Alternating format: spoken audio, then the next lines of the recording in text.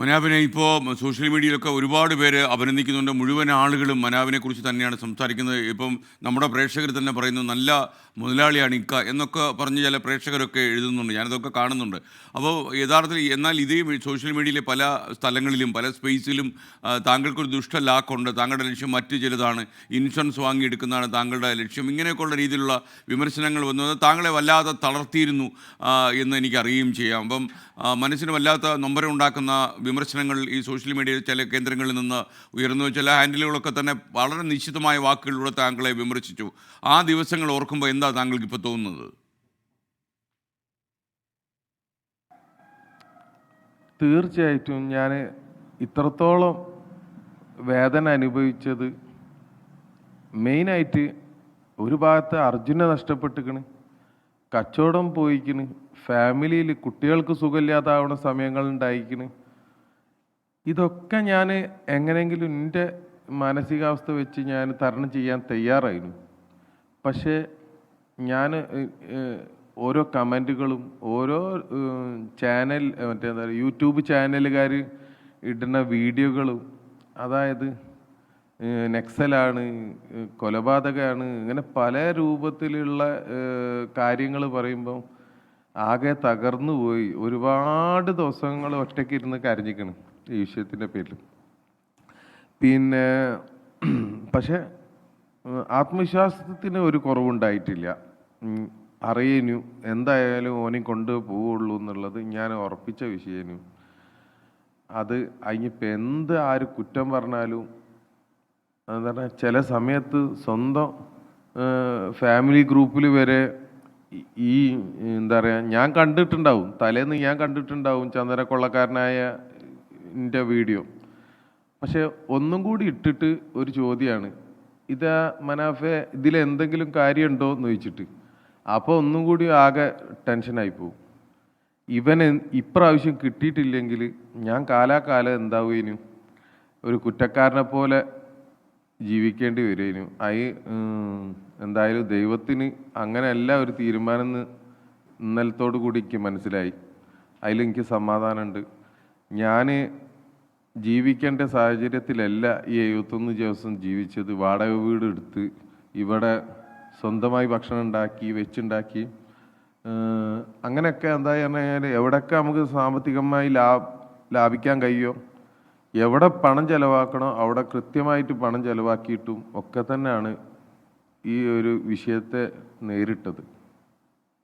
എന്തായാലും ഒരു ചോര കിനിയുന്ന ആത്മാർത്ഥ താങ്കൾ ഇക്കാര്യത്തിൽ പ്രകടിപ്പിച്ച് 71 ദിവസവും താങ്കൾ ഇതിൻ്റെ പിന്നാലെ തന്നെ ഉണ്ടായിരുന്നു. താങ്കളുടെ നിരന്തര സാന്നിധ്യം എല്ലാ മാധ്യമപ്രവർത്തകർക്കും മനസ്സിലാവുകയും ചെയ്തു. അപ്പോൾ അതേസമയം താങ്കൾക്ക് ഈ വീടുമായിട്ടും വലിയ ബന്ധമുണ്ടായിരുന്നു. താങ്കൾ ഈ ശിരൂരിലെ താമസത്തിനിടയിൽ വീട്ടിലെ അർജുൻ്റെ അമ്മയെയും അർജുൻ്റെ ആളുകളെയൊക്കെ വിളിച്ചിരുന്നു. കാരണം അർജുൻ്റെ സഹോദരിയൊക്കെ അവിടെ ഉണ്ടായിരുന്നു, സഹോദരി ഭർത്താവ് അവിടെ ഉണ്ടായിരുന്നു. അല്ലാതെ അമ്മയൊക്കെ ഫോൺ ചെയ്തിരുന്നു. ആ കാര്യം ആ കുടുംബത്തിന് താങ്കളൊരു വലിയ അത്താണിയായിട്ട് മാറുന്നുണ്ടായിരുന്നു. അപ്പോൾ എങ്ങനെയായിരുന്നു ആ കാര്യങ്ങൾ?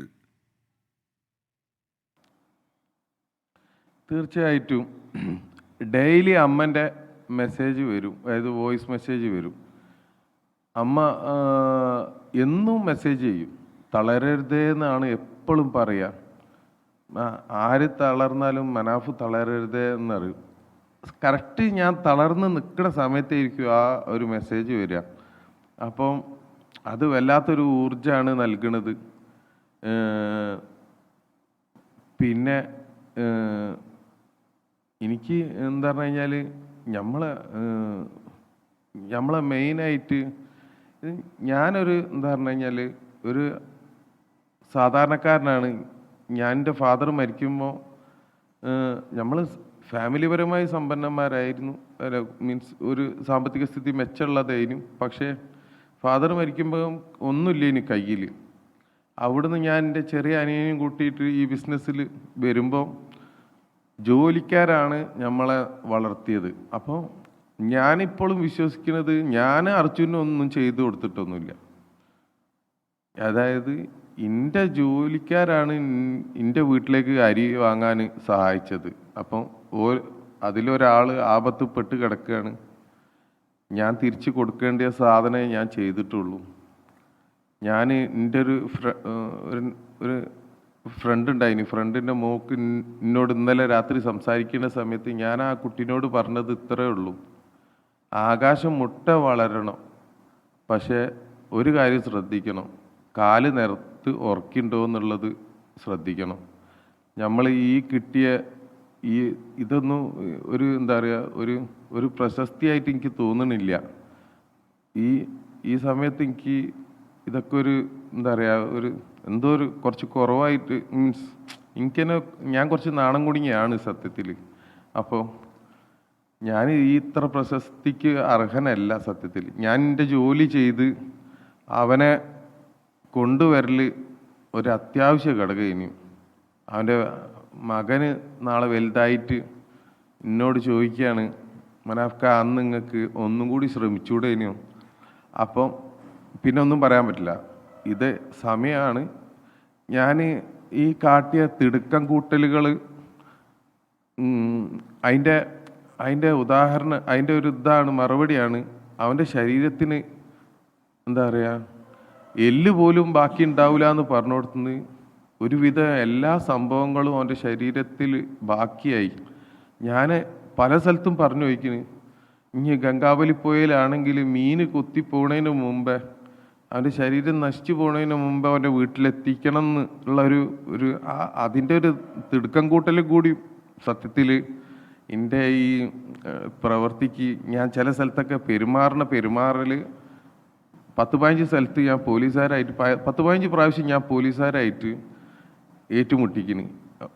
അപ്പം ആ തിടുക്കം കൂട്ടലൊക്കെ ഞാൻ അങ്ങനെ ആയിട്ടല്ല. എൻ്റെ ഉള്ളിലുള്ള ഭയം എന്ന് പറഞ്ഞു കഴിഞ്ഞാൽ ആ ശരീരെങ്കിലും അവൻ്റെ വീട്ടിൽ വൃത്തിക്ക് എത്തിക്കണം എന്നുള്ളതാണ്.